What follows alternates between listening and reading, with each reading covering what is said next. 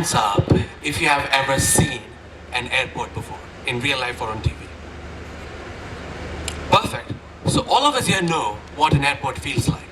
Loud announcements, flights taking off, people rushing to get their luggage, and so on. But what I want you to do is to think of the same airport in an entirely different situation. Imagine you're at an airport and suddenly there is a bomb threat. What do you think will happen? All routine operations such as check-in, boarding, takeoff, landing, departure, baggage claim immediately pause. A bomb squad is sent in to find and defuse the bomb, and only once the threat has been resolved, everything goes back to normal. A very similar thing happens inside our bodies when our cells are exposed to emergencies such as extreme heat stress. It also pauses all routine operations and sends in protective proteins called heat shock proteins. And these heat shock proteins help the cell recover from the emergency, and everything goes back to normal. Now, what actually goes on inside a cell when it's being heated? An easy way to think of this is to imagine cooking eggs. A raw egg is runny, but when you heat it, it turns solid. Why? Because the proteins inside the egg misfold and they lose their shape. This is exactly what happens inside a cell when it's being heated. Proteins misfold, and misfolded proteins cannot do their jobs properly. This is where heat shock proteins come in. They help refold the misfolded proteins into their original state.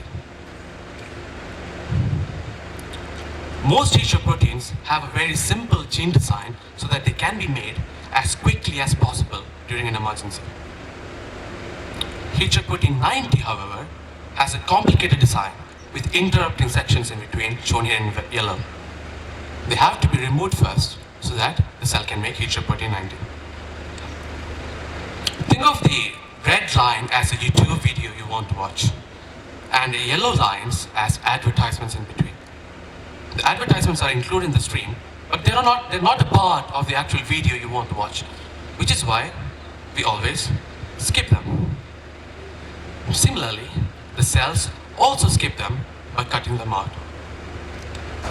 But the problem is, the process of removing these unwanted sections stop during heat stress. Yet, somehow, for only heat shock protein 90, it still happens, and we do not know how. Sometimes when I'm frustrated thinking about how inconveniently different heat shock protein 90 is to every other heat shock protein, my supervisor likes to joke that I'm starting to sound like an Indian dad. So in my thesis, I asked this question to find out what is so unique about heat shock protein 90 that it still gets made when everything else shuts down. And I found out that it has a friend, CXOR56, that helps cut out these unwanted sections during stress, allowing the cell to make heat shock protein 90. This discovery not only answered a long-standing biological paradox, but it also opened doors for exciting therapeutic possibilities. Let me explain using a disease we are all familiar with, cancer. Cancer cells are always in a state of emergency. And what do cells need when they're in emergency? Heat shock protein 90. Which is why cancer cells hijack our bodies to make it produce ridiculous amounts of heat shock protein 90 so it can refold its proteins and survive. So, in theory, if you think about it, we could actually block heat shock protein 90 and cancer cells will not be able to refold proteins, they won't be able to keep up with the stress, and they will begin to die.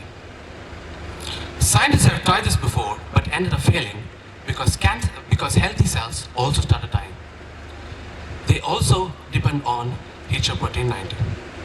So, ideally, we want something that cancer cells depend on so much and healthy cells depend on so little that when you block it, only cancer cells die. And that protein could be CXOR56, because when you block it, a healthy cell is still able to produce heat shock protein 90, but a stressed or a cancer cell cannot. And as a result, only cancer cells die. Don't get your hopes too high. This is still very early work, and I'm currently working in the lab to dissect the exact mechanism behind it.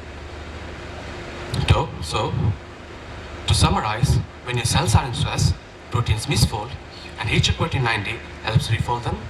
And my thesis showed that another protein, CXOR56, helps make HA protein 90 by cutting out the unwanted sections during stress. Thank you. A huge round of applause for Anfas. Yes, so we now have the jury members ask questions. Yes, Ashish. Hello. Thank you very much for your wonderful presentation. I have just one question. This CXORF56. So, did you discover this protein itself?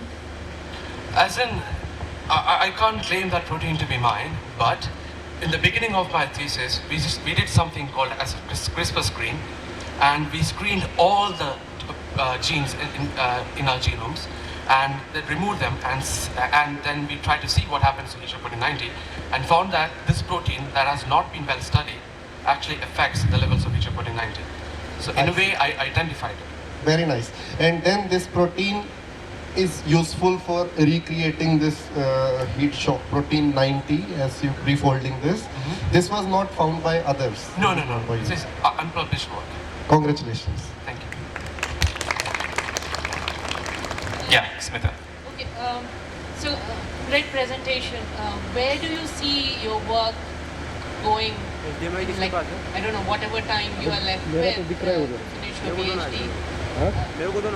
Where you are. So this was a work of my 1-year MPhil thesis. So I identified the protein, I identified what it does. But now I am working in the lab. I am working as a scientist, and I'm working in the lab to dissect the exact mechanism behind it. And if my supervisor is right, he's hoping to publish it within the next year. And in terms of the stuff I said about cancer, that is like way long ahead, like a decade or so. But yeah. Okay, thank you. From the junior jury members, do you have a question? Surabhi? So what do you mean by proteins misfold? So proteins need to have a specific shape to do its function. If a protein is supposed to fold like this, then it can hold something, another thing that is in this shape, right? But when you heat it, the shape spoils, and then it would not necessarily be able to do its job. So this is called protein misfolding. Is that clear? Okay, yeah. All right, thank you. We only have time for taking these 3 questions, and a big round of applause for Anfas. I think you did a great job. Thank you, congratulations.